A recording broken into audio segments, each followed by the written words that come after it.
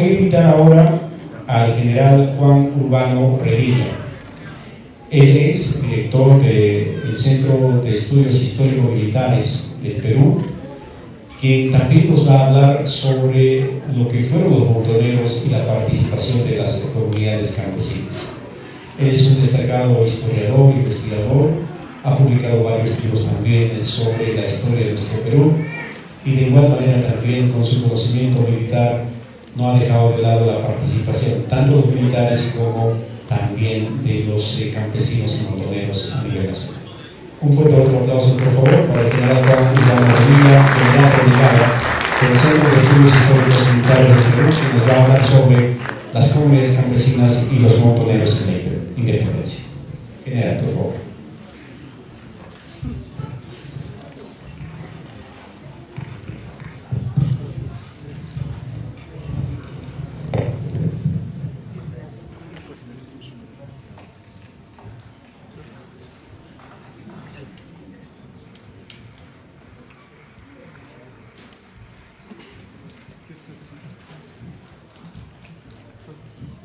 Señor Percy Robles Chávez, presidente de la Comunidad Campesina San Antonio de Rancas, aquí en el histórico pueblo de Pasco, distinguidas autoridades que nos acompañan en la mesa principal, distinguidos expositores, el profesor Pío Mendoza, y aquellos historiadores que también nos acompañan por los medios virtuales,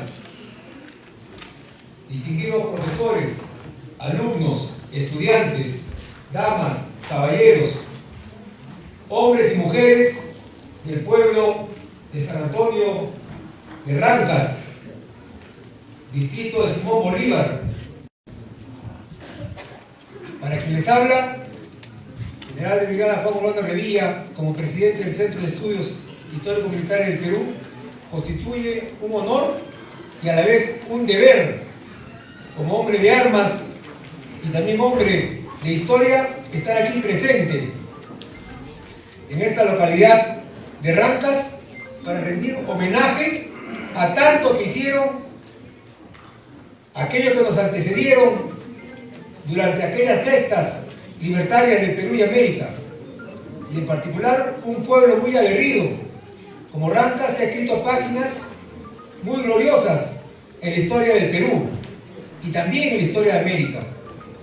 Como en esta oportunidad voy a presentar una conferencia relacionada a las comunidades campesinas y los montoneros en la independencia del Perú.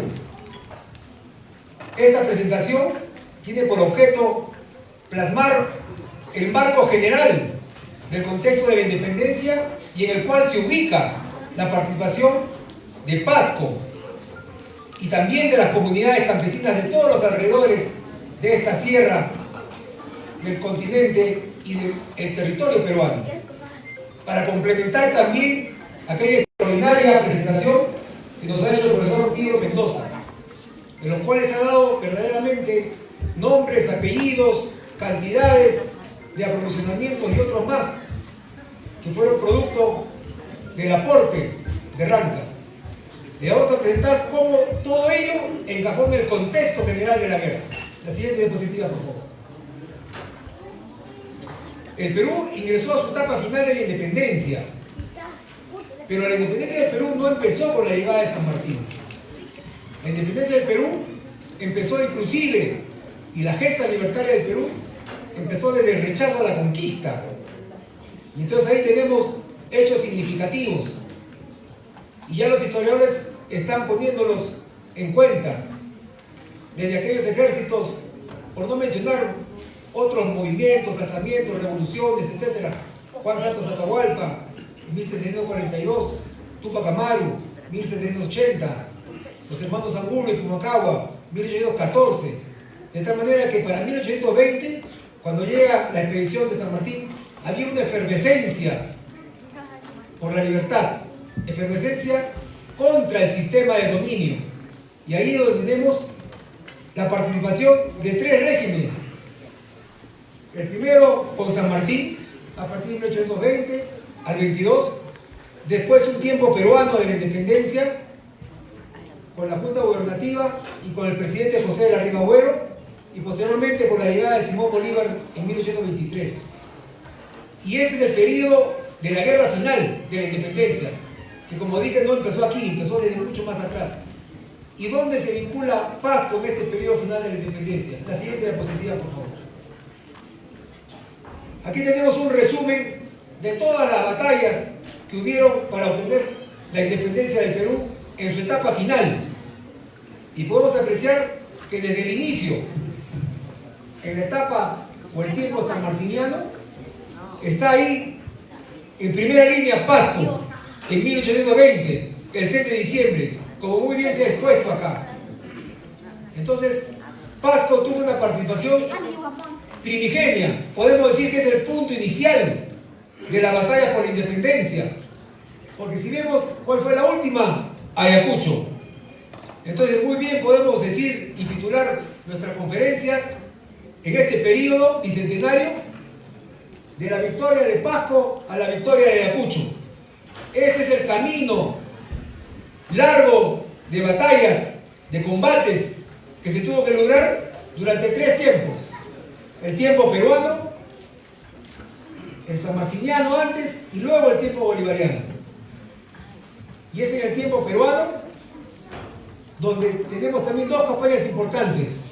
Pero ¿qué había sucedido antes para ello? Ustedes aprecian Pichincha, 1822. ¿Qué sucedió ahí? Ahí participó una división peruana que se unió a las fuerzas de Sucre y dieron la victoria en la batalla de Riobamba y Pichincha. En la victoria de Pichincha, en el sur de Quito, el sur de la Gran Colombia, ahí Bolívar se comprometió ante San Martín mediante una carta para brindarle los mismos y mayores esfuerzos para contribuir a la independencia del Perú. Entonces ahí está el nexo por el cual llegan después las fuerzas colombianas al territorio peruano, en retribución a la división peruana en la victoria de Riobamba y Pichincha. En el tiempo peruano de la independencia, después que se retira San Martín, hubieron 2 campañas importantes, a puertos intermedios. La primera tuvo 2 batallas, en Torata y Moquegua, en 1823. Difíciles las batallas. El ejército que se había levantado, ya se había retirado San Martín, pero quedaban las unidades, quiso ingresar por Cuña hacia el Alto Perú, por los puertos de Arica. No lograron su cometido, solamente en Torata y Moquegua fueron destruidas las fuerzas. Eso originó de que se nombre como presidente a José de la Riva Agüero. Y José de la Riva Agüero lanza la segunda campaña de puertos intermedios. Levanta 5.000 hombres de fuerzas. Es un ejército nacional, casi todos eran peruanos. Esos 5.000 hombres tuvieron a cargo la batalla de Cepita en mayo de 1823, que fue una victoria, pero no se pudo consolidar. En esa batalla de Cepita participaron los húsares, que después llegaron a ser los húsares de Junín. Para que vean cómo en el tiempo se va replicando. O sea, Junín no apareció de la noche a la mañana, ni Ayacucho. Tuvo ese largo camino de combates y de guerras, para después llegar al tiempo bolivariano de la independencia, porque era necesaria la presencia de un ejército mucho mayor, que tuviese un mando fuerte, férreo, y esa era la figura de Bolívar, que ya se avisoraba que debería llegar al Perú, y él mismo salía producto de su compromiso que había hecho en Pichincha. Y a lo largo de todas esas batallas y combates están los guerrilleros y montoneros. En todo ese tiempo, desde el inicio con San Martín hasta el final con Bolívar, estuvieron los guerrilleros y montoneros. La siguiente, por favor.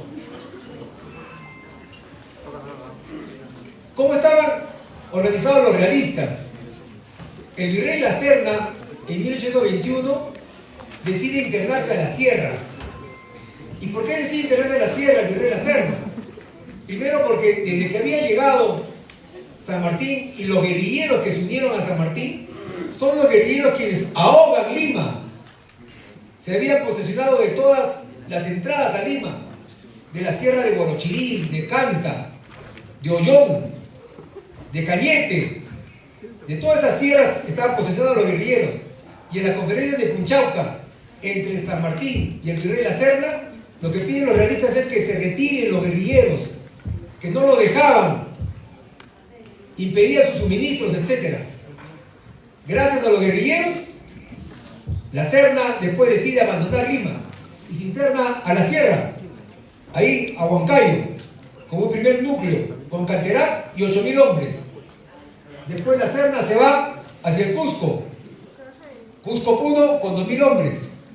Y en la zona de Arequipa y Huamanga había quedado otro ejército con el general Valdés con 7.000 hombres. Y en Lima, progresivamente, en el Callao también, con las idas y venidas de los castillos del Callao, había unos 2.000 realistas también. 18.000 hombres, más unos 5.000 que estaban en el Alto Perú con el general Olañeta. Era casi 23.000 hombres que había que enfrentar, y era difícil levantar un ejército, pero sí se levantó un ejército con Bolívar y fue extraordinario lo que se llegó a hacer. La siguiente diapositiva. En el año 1823 el Perú estaba en un caos. Habían dos presidentes, Rioguero y Torres, dos congresos, uno en el Callao y el otro en Trujillo. Había mucha discordia política, no había unidad. El Congreso llama a Bolívar y llega y progresivamente le va dando poderes a Bolívar. Y Bolívar, estando enfermo en Pativilca, decide una arenga. Le pregunta qué hacer. Estaba con paludismo, con fiebre, tifoidea. Y decide, lanza una respuesta, triunfar. Y efectivamente, empezó a planear cómo deberían llevarse adelante las operaciones. Pero ¿qué sucede? Que el 5 de febrero de 1824 los realistas recuperan los castillos del Callao, una sublevación interna que hubo ahí de fuerzas rioplatenses. Y el 10 de febrero de 1824 el gobierno, el Congreso, le otorga todos los poderes a Bolívar y lo nombra dictador, con lo cual Bolívar establece un estado de guerra total en el Perú. En ese Perú que todavía no era totalmente independiente. En el año 1824, el norte estaba prácticamente en proceso de independencia, pero el sur estaba con los realistas, como se ha mencionado en el mapa. Y Bolívar tuvo como ministro a José Faustino Sánchez Carrión, peruano, de Huamachuco. Y hacían, mediante decretos, requisas de todo lo que sea necesario para el Ejército Unido Libertador. Tributos, imposiciones, joyas, alhajas de las iglesias, clavos, rejas, todo lo necesario. Reclutaron casi 5.000 hombres de todas las provincias del norte del país. E inclusive se decretaba fusilamiento para los desertores. Miren qué difícil fue organizar un Ejército Unido Libertador, pero así se llegó. Y se tuvo un ejército de más de 10.000 hombres y unos 1.500 guerrilleros. Y desde Otusco, Bolívar decide iniciar la campaña. Y vamos a apreciar cómo se llega a la famosa revista aquí en Rancas, con Bolívar a la cabeza de ese Ejército Unido Libertador. Así es. ¿Cómo estaba desplegado ese ejército? Esta diapositiva, que muy bien se parece a la del profesor Pío, es tomada del libro El Ejército del Perú. Ahí vamos a apreciar de que ese Ejército Unido Libertador estaba compuesto primero por la división peruana, al mando del general Lamar. ¿Y dónde estaba Lamar y dónde estaban esas tropas? Estaban desde el norte, Cajamarca, hasta Huamachuco. Todo ese sector norte, ahí ven ustedes los rectángulos, estaban las tropas peruanas, aproximadamente 4.000 hombres, al mando del general Lamar. Continuando, en el sector de todo el Callejón de Huaylas estaban las dos divisiones colombianas, del general José María Córdoba y del general Jacinto Lara. En todo ese sector del Callejón de Huaylas estaban ahí el mismo Huaylas, Yungay, Caraz, entre la Cordillera Negra y la Cordillera Blanca. Y ahí está, progresivamente Bolívar se desplazaba hasta Huánuco inclusive, para poder organizar y poder prever cuáles eran los caminos por por los cuales debía desplazarse ese ejército que estaba disperso, como ustedes pueden apreciar. Y Bolívar, en el mes de abril, ve que hay problemas con los realistas, en las filas realistas, porque se había revelado el general Olañeta en el Alto Perú. Y el virrey La Serna dispone de que el general Valdés, que estaba en Arequipa, Huamanga, se vaya con 5.000 hombres hacia el Alto Perú a develar esa insurrección. Bolívar aprecia de que había un momento de debilidad en los realistas y dispone que se inicie el ocupamiento de toda la sierra e iniciar operaciones contra el Canterán, que estaba en Montay. Y ustedes ahí aprecian también de que en la parte inferior podemos ver los guerrilleros, que era la cobertura de todo ese ejército.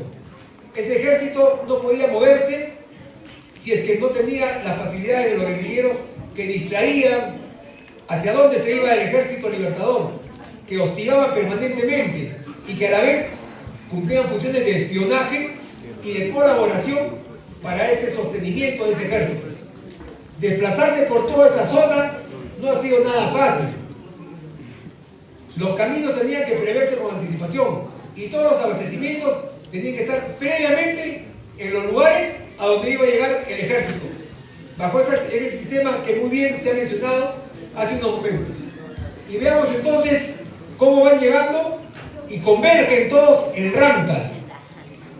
Y vamos a tener que en Rancas recién se concentra el ejército de Bolívar. Antes no estaba concentrado, no estaba en condiciones de operar. Es Francisco de Paula Otero y otros más que voy a mencionar. Pero al final Bolívar dijo que esos guerrilleros valen mucho para todo. Es decir, con ellos la guerra era necesaria. Y aquí tenemos guerrilleros notables. Solamente voy a mencionarles. Coronel José María Guzmán, que ya se dijo, y él decía de sí mismo, ¿no? Me glorio de enumerarme entre los defensores de la patria. Y ascendía. Los guerrilleros, a diferencia de los montoneros, como se ha mencionado, los guerrilleros eran jefes que iban ascendiendo. Sargento mayor, capitán, después teniente coronel, coronel. Y progresivamente algunos se incorporaron también al ejército en sí, pero otros seguían actuando con sus partidas. Aproximadamente 100 hombres, 150 hombres bajo su mando. Algunos hasta 200 bajo su mando. Pero eran esenciales. Está también aquí Cipriano Peñalosa, fundamental en la zona de Junín, que llegó inclusive ahí a ser parte de la persecución luego de la batalla de Junín. Ya se ha hablado también de Nicolás Zárate, José Gregorio Salazar, Valentín Bao y muchos más. Inclusive se ha hablado de Marcelino Carreño. Marcelino Carreño era un guerrillero altivo. Estuvo en Huánuco, efectivamente, pero antes de Huánuco estuvo con San Martín. Desde San Martín le dieron el grado de capitán y progresivamente fue ascendiendo. Y tenía mando político y también mandos militares de gobierno. Y Carreño era un hombre, como mencioné, altivo y que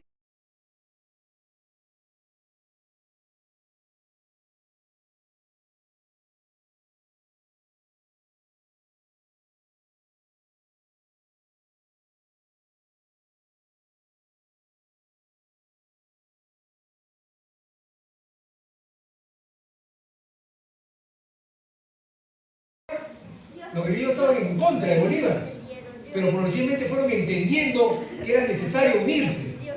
Pero mira lo que decía Carreño al general Otero, diciéndole que efectivamente Otero lo llamaba para que se incorpore a las guerrillas y Carreño le decía sí, pero deben conservarse los oficiales de mi cuerpo en sus graduaciones militares, como tengo bajo mi mando a Francisco Vidal, y que todo lo que usted me dice son admitidos por un peruano, Carreño, que no apetece sino la libertad de su país.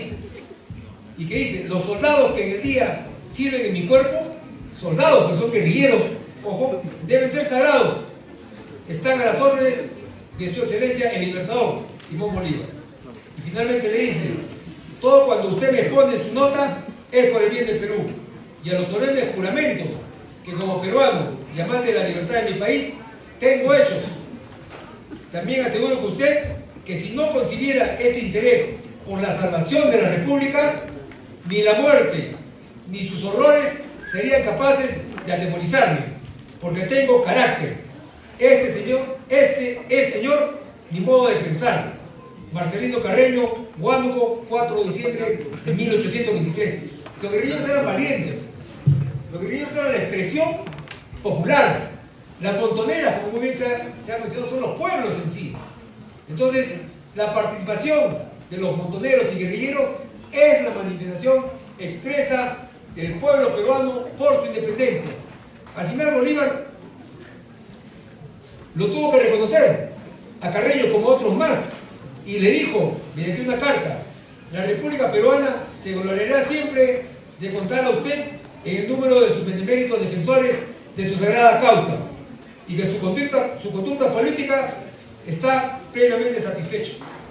Ahí tenemos entonces figuras esenciales de los guerrilleros. La siguiente, por favor. Los montoneros y sus compañeras. Los montoneros, pues, como ya se ha mencionado, es el pueblo en sí. Aquellos hombres que están con sus mujeres, porque no solamente son varones, son aquellas mujeres que acompañan a ellos para todas las actividades, en particular de espionaje. ¿Quiénes eran las mejores personas para obtener información? Las mujeres. Y las mujeres eran las que transmitían esos datos hacia sus compañeros, y ahí llegaba la figura de los montoneros, y también eran las partícipes de las acciones de armas, los aprovisionamientos para ese ejército que iba caminando.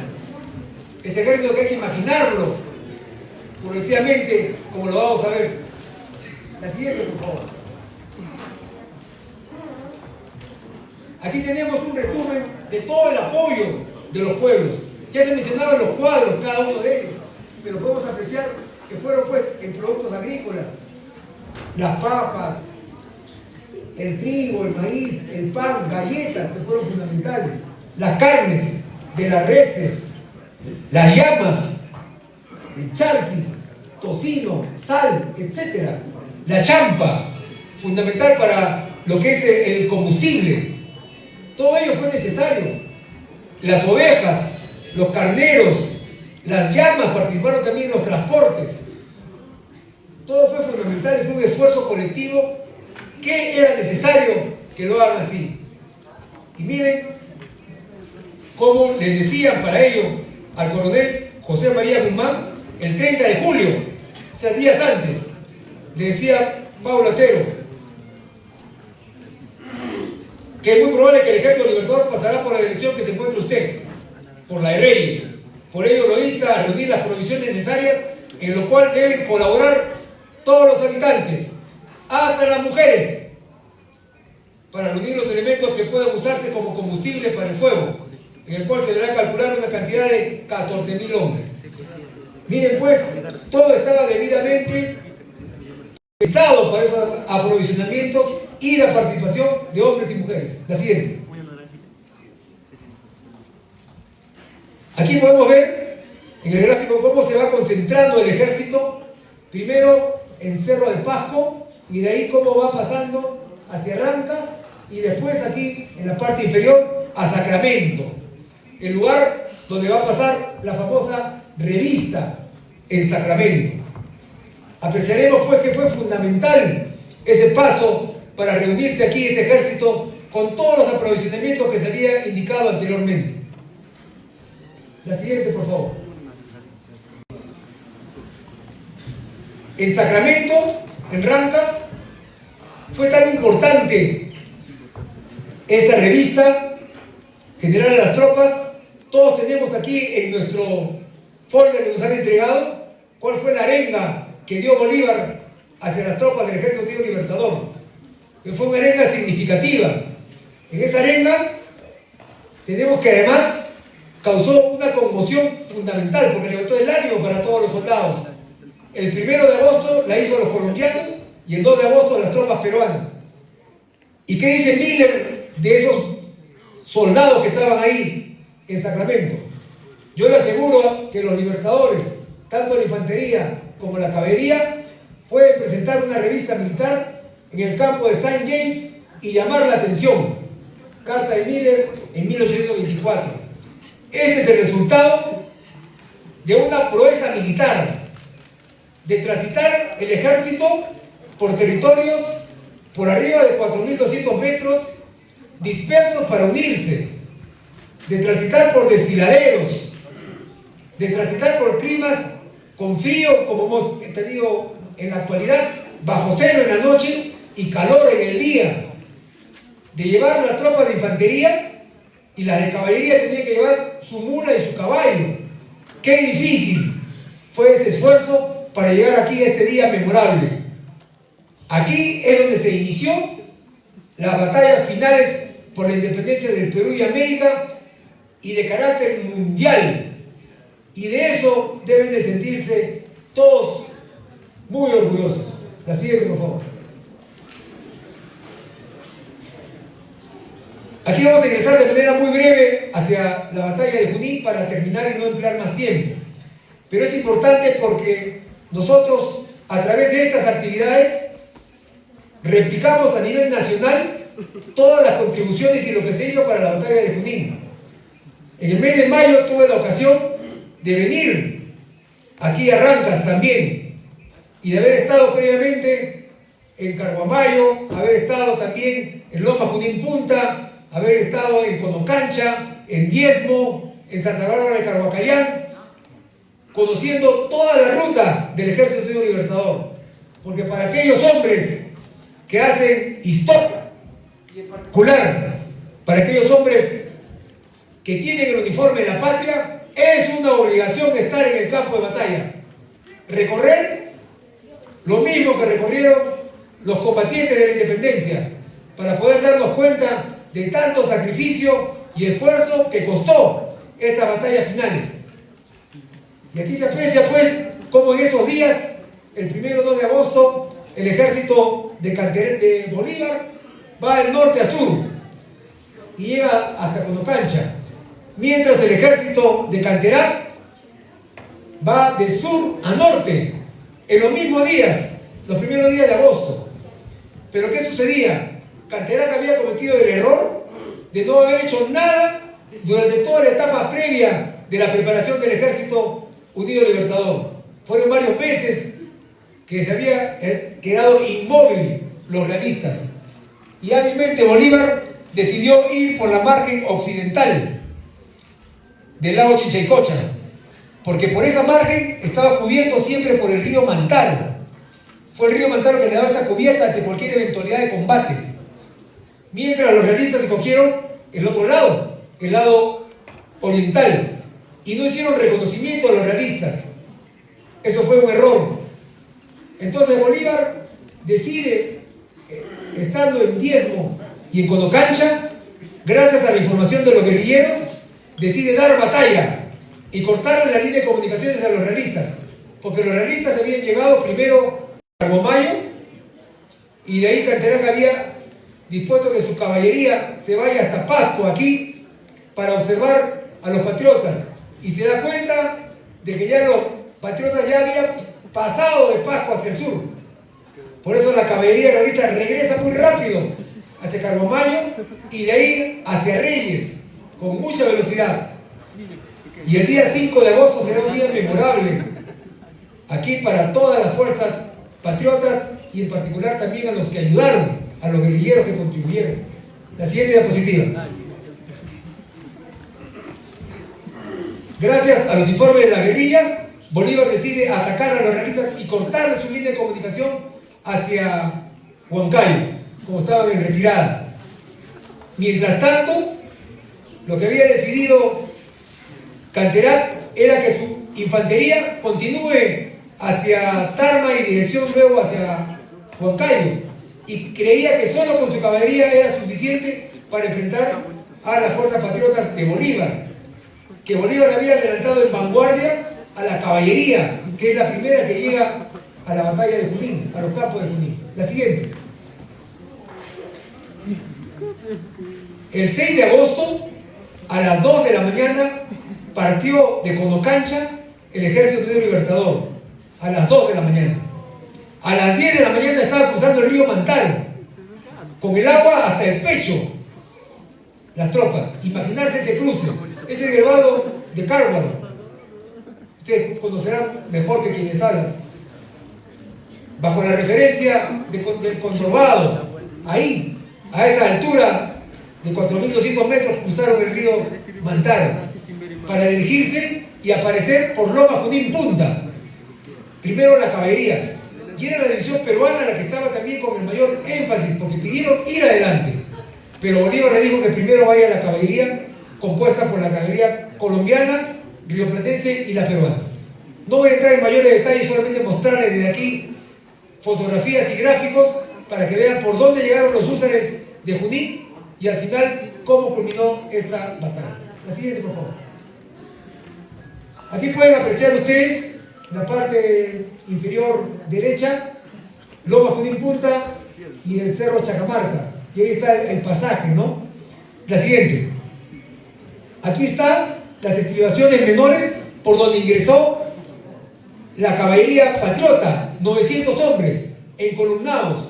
No podían desplegarse con amplitud. La infantería patriota había quedado a retaguardia, 10 kilómetros atrás, porque era menor su desplazamiento. Es ahí donde llega la caballería hacia las pampas de Junín y doblan hacia la derecha. La siguiente. No sé si podrá apreciarse aquí, esta es una fotografía aérea, pero casualmente grafica por dónde es que llega la caballería peruana, 900 hombres, pero también nos servirá para graficar, ahí hacia la derecha hay un camino y está el obelisco de Junín. Es por ese sector por donde la caballería de Canterac inicia su ataque, porque como Canterac ve que los patriotas están bajando, encolumnados, él los aprecia y decide dar batalla hacia los patriotas y lanza toda su caballería desde 2 kilómetros a retaguardia, pero Canterac sí despliega su caballería, sí la despliega mientras la caballería patriota estaba encolumnada. Entonces Canterac estaba en mejor posición de ataque que los patriotas. La siguiente. Este es un resumen de todo el recorrido de ambas partes y cómo es que se encuentran ahí en Junín, ¿no? Al pie del cerro Chacamarca, pero esa es una zona que ustedes la conocen, ¿no? Los pantanos que existen ahí fueron fundamentales, tanto para los patriotas que no los dejó acondicionarse al terreno, y como para los realistas que les impidió la persecución. Porque la primera parte fue ventaja para los realistas. La siguiente, por favor. Ahí se ve cómo están ya enfrentados ambas partes. Las unidades patriotas son los rectángulos en blanco y las unidades realistas son los rectángulos que tienen una división, una diagonal ahí en el medio de color oscuro. Este fue un choque de sables y de lanzas, nada más. No participó la infantería, como ya se ha mencionado, y en 45 minutos se produce un combate en los cuales el primer momento es de ventaja realista. Los realistas empiezan a arrollar a los patriotas. Pero ahí se viene lo que en la batalla siempre hay momentos, hay circunstancias que son fundamentales para la guerra. Aquí tenemos a 9 escuadrones patriotas, pero que se había quedado uno a retaguardia, el de Isidoro Suárez, contra 6 escuadrones realistas, pero bien equipados y bien emplazados. Y empieza a ser arrollada la caballería patriota y a empezar a dispersarse. Pero ahí viene el segundo momento. Solamente para que ustedes sepan que esto lo demostramos también a nivel nacional en otras conferencias. Haga clic ahí en esa flechita.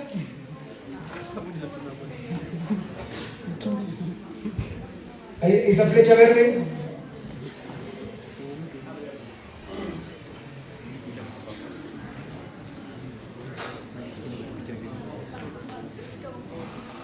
Bien. ¿Qué pasó? En la flecha, ahí. Pantalla completa. Ahí pueden apreciar Loma Junín Punta, el sector de Cotocancha, desde donde viene el Ejército Unido Libertador. Vamos a apreciar cómo va a aparecer ahí el lago Junín al fondo.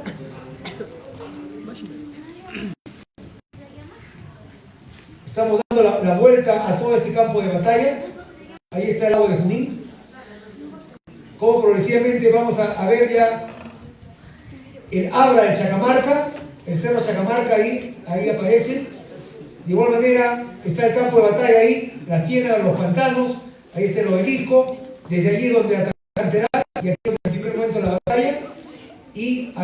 produce después el segundo momento de la batalla, que viene a ser el momento de la victoria. Esto lo mostramos a nivel nacional e internacional en la conferencia, porque debe de conocerse. De igual manera, así como tengo un video de Rangel también, pero ustedes lo conocen mejor que yo. Bien, aquí donde termina este video y regresamos al instante de Rasul. Rasul era teniente y tenía el cargo de ayudante mayor. Rasul tenía como función ser el hombre de enlace entre su cuerpo que pertenecía, que era el primer escuadrón de los húsares del Perú, y los jefes.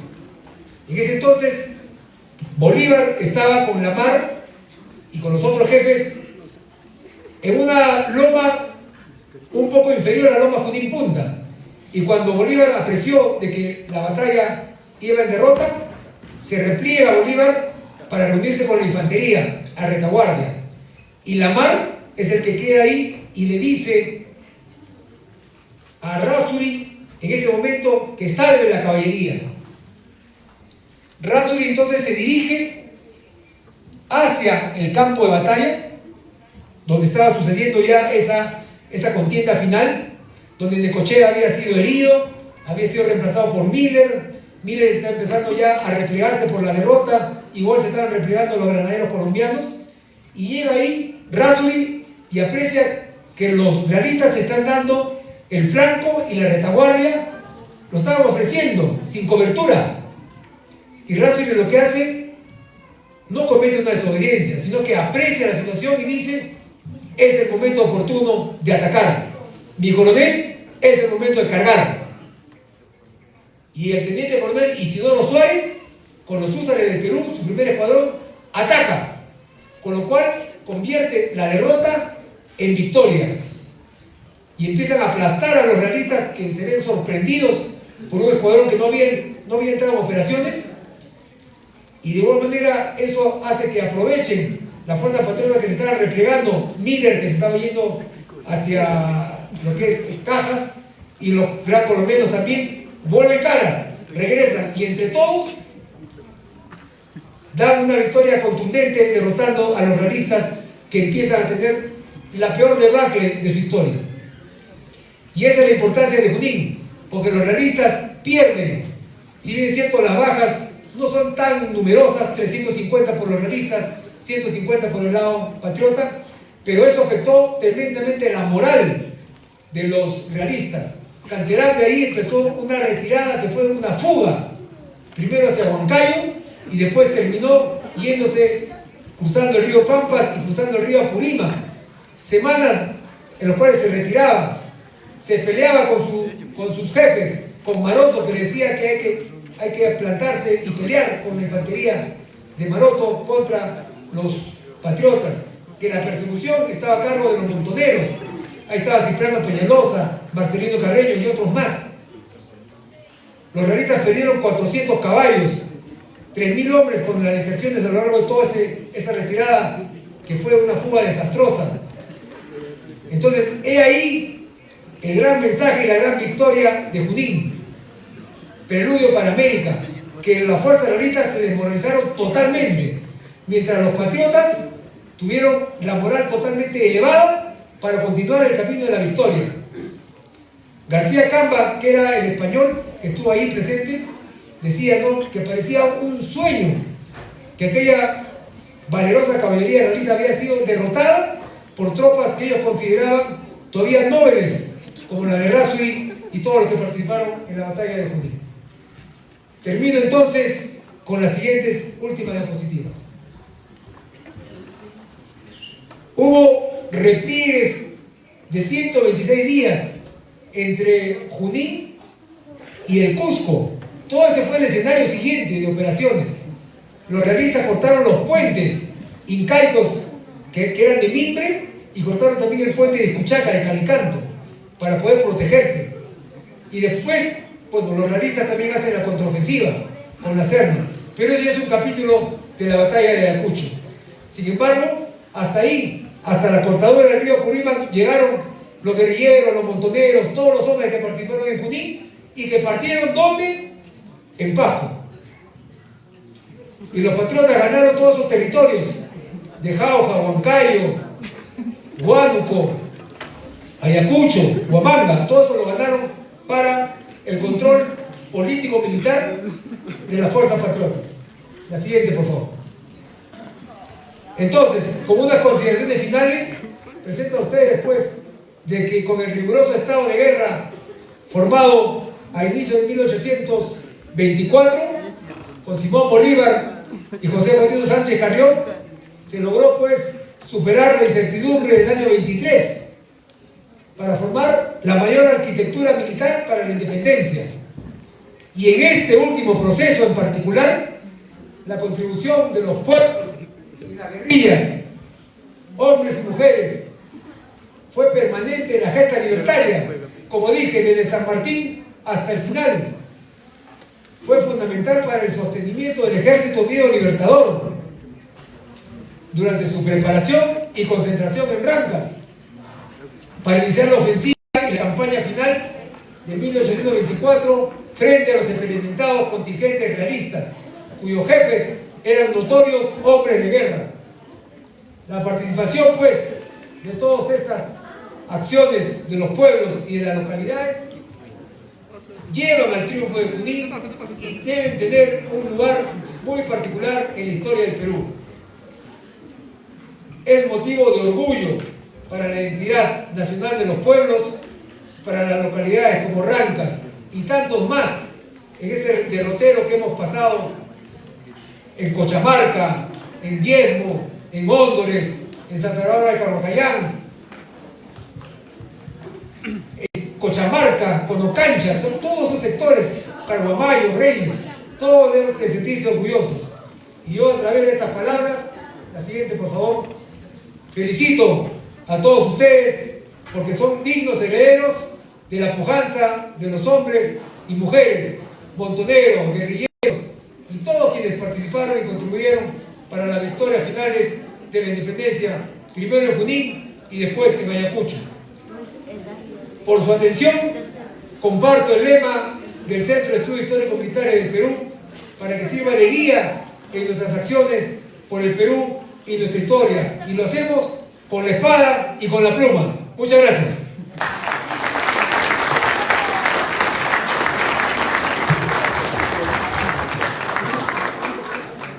Muchas gracias al general Urbina por su participación. Ha sido una exposición bien didáctica y sobre todo aleccionadora, ¿no? De cómo es de que los campesinos, a través de los montoneros y las guerrillas, consolidaron juntamente con el ejército la independencia del Perú. Adelante, general. Bien, distinguida concurrencia. Primero que nada, felicito las preguntas porque se aprecia que de manera general hay un interés muy importante por los hechos que nos conllevan a la reunión que tenemos en estos momentos. La participación de las comunidades, lo que hizo Rancas, lo que hizo Pasco y un escenario inclusive mucho mayor, porque apreciamos inclusive comentarios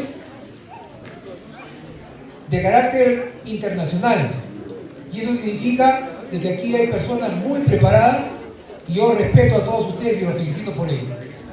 La primera pregunta decía cuál es la diferencia entre batalla, combate y capitulación.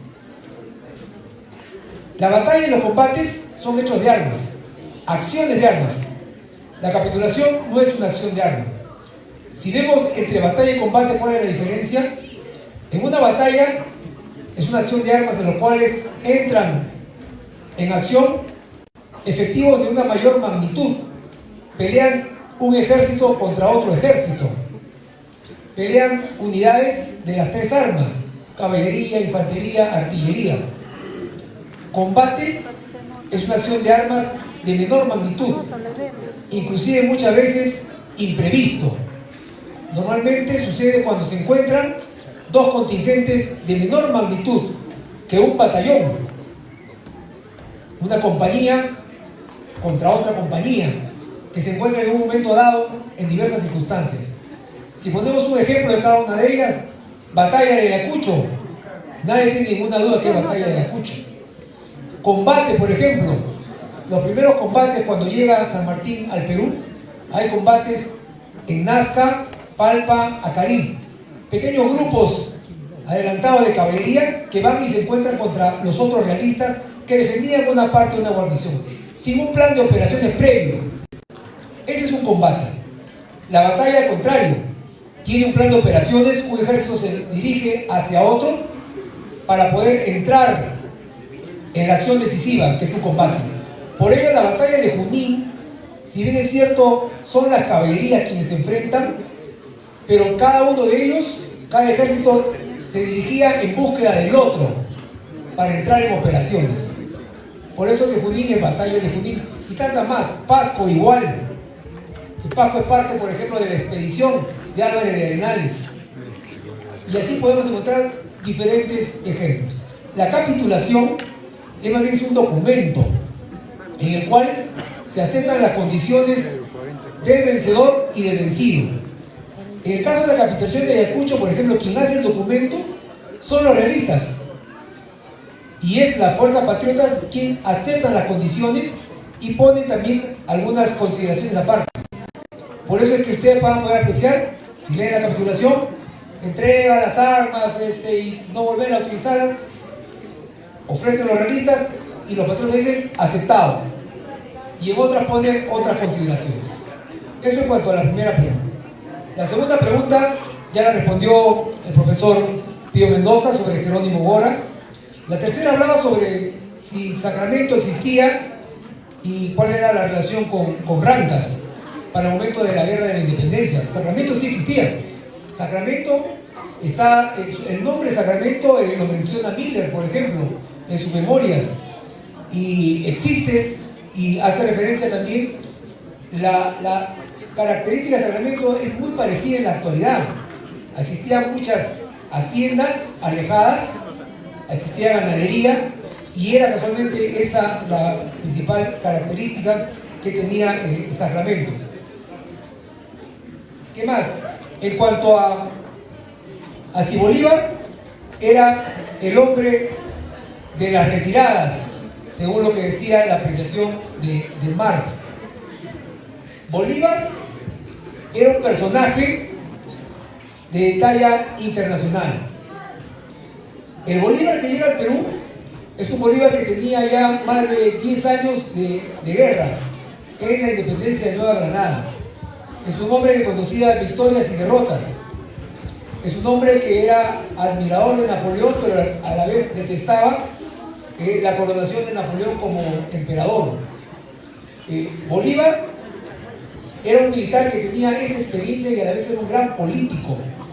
Cuando Bolívar llega acá ya como presidente de Colombia y progresivamente conocía los avatares de la política allá y que eran muy parecidas a lo que sucedía acá, pugnas internas, etc. Bolívar tuvo derrotas y tuvo también triunfos. Cuando Bolívar llega acá al Perú, él dice, y tenía Bolívar la cualidad de rodearse de buenos jefes, y dice, no, yo soy el hombre de las dificultades, Sucre es el hombre de la guerra. Ahora, Bolívar tenía una gran concepción de la guerra, y eso es importante, y eso es lo que demuestra acá.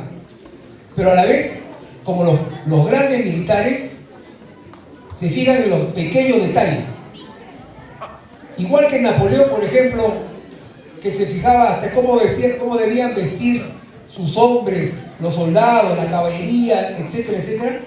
Bolívar, cuando llega acá y forma el Ejército Unido Libertador, se preocupaba hasta cómo debían de herrar a los caballos, cómo debían tener una herradura que sea muy resistente para el traspaso de la sierra. Entonces, hay muchas apreciaciones de Bolívar a nivel mundial, unos que denostan de él y otros que hacen alabanza de él, en diferentes latitudes. Unos lo engloban bastante y otros también. Hay que ser muy objetivos en relación a la figura de Bolívar. El Bolívar que llega acá, llega un Bolívar político y también un Bolívar militar.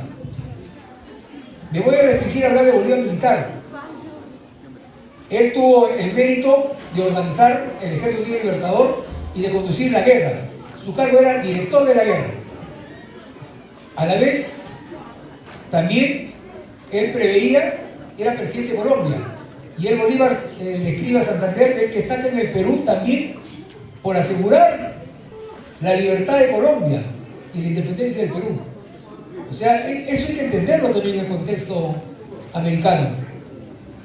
Y él, por ejemplo, también era muy preocupado del destino de los castillos del Callao, el Real Felipe, porque sabía de que mientras el Real Felipe esté con los patriotas, los realistas no podían hacer una recuperación de todo el continente americano. Bien, hasta ahí no quiero extenderme más en cuanto a la relación de Bolívar, pero hay mucho por hablar de él. Conferencias, seminarios sobre los montoneros y las rabonas. Un poco por qué no se visibilizan. Y esto quiero yo conjugarla con la otra pregunta que viene un poco después, que decía, ¿no? ¿Por qué no se dice con claridad las actividades de los españoles? Y después, ¿por qué recién no se ha contado mucho de la montonera, de las rabonas, etcétera? ¿Por qué siempre se ha visto la historia a través de los grandes jefes militares, etcétera, etcétera? Bueno, ¿qué sucedía, señores? La historiografía, o sea, la escritura de la historia, tiene diferentes sucesos y diferentes momentos. Hay que entender de que en el año, después de la independencia en sí y durante la independencia, el reconocimiento que se hacía a las acciones era a través de decretos, ¿no? Hay decretos de Torretales, por ejemplo, luego del incendio de Cangallo, hay decretos de Simón Bolívar, luego del incendio de Reyes, etc. Pero escribir la historia completa de toda la guerra ha tomado tiempo. Entonces, a lo largo del siglo XIX se empezó a escribir la historia de la guerra de la independencia. Y lo escribieron diferentes personas. Y muchos, pues, aquellos que escribían, inclusive de afuera, porque el Perú todavía estaba por consolidar la formación del Estado republicano y tenía muchas luchas internas. Hay que acordarse que después de la independencia vino la invasión a Bolivia, vino después la guerra con Colombia, vino la guerra de la Confederación Perú-Boliviana, el 2 de mayo, la guerra con Chile, etcétera, etcétera. Entonces, las primeras escrituras sobre la guerra de la independencia resaltaban a las figuras más notorias, la corriente libertadora de San Martín y de Bolívar. Entonces, eso duró casi todo un siglo. Cuando hubo el centenario de la guerra de la independencia, uno aprecia, por ejemplo, estando presidente Leguía, las grandes conmemoraciones iban más dirigidas hacia esos dos personajes. La Plaza San Martín, ¿no? El Hotel Bolívar, en fin, diferentes tipos de presentaciones hacia esos personajes. Pero también hubo hacia personajes del pueblo. Por ejemplo, el monumento a María Parado de Bellido, el monumento que se hizo en Ayacucho, se hizo inclusive antes que el monumento a la batalla de Ayacucho. Preciso, nos está esperando un expositor más, por favor. Ya, correcto. Termino entonces con las preguntas que se han indicado. Entonces, sí se empieza progresivamente a reescribir la historia.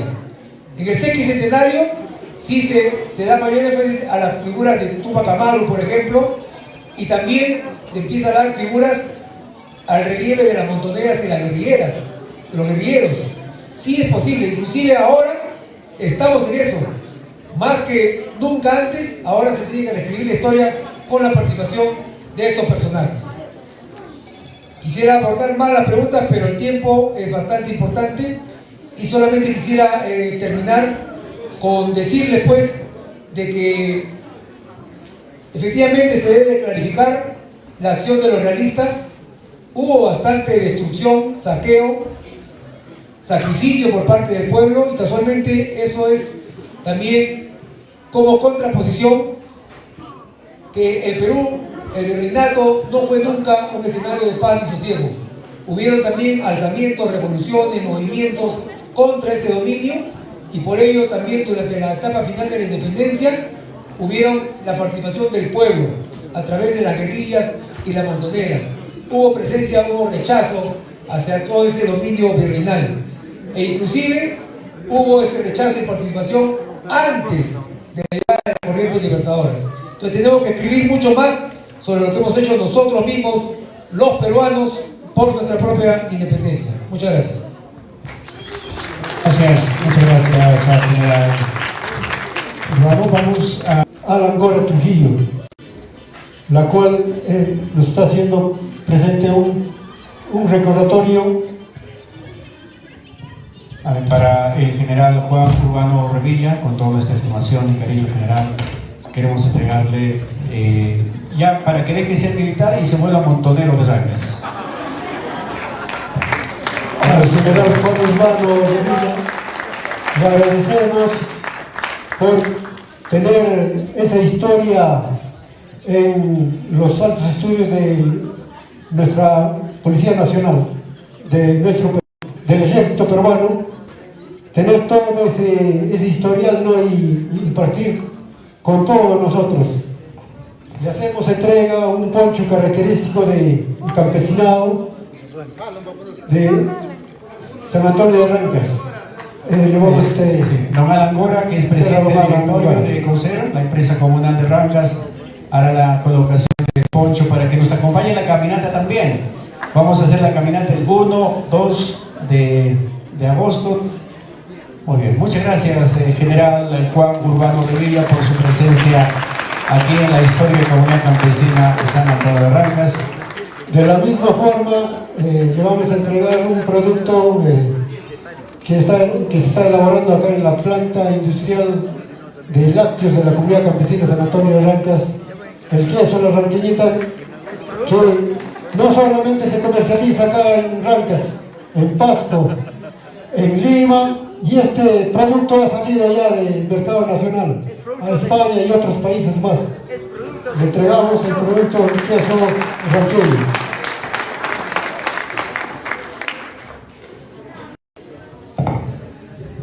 De la misma forma vamos a hacer la entrega a nombre de la Comunidad Campesina San Antonio de Rancas, un cuadro del bicentenario, en la cual está impregnado el Libertador Simón Bolívar y la arenga de Simón Bolívar. Luego le entrega este recuerdo para que lo guarde en un mejor lugar de significado.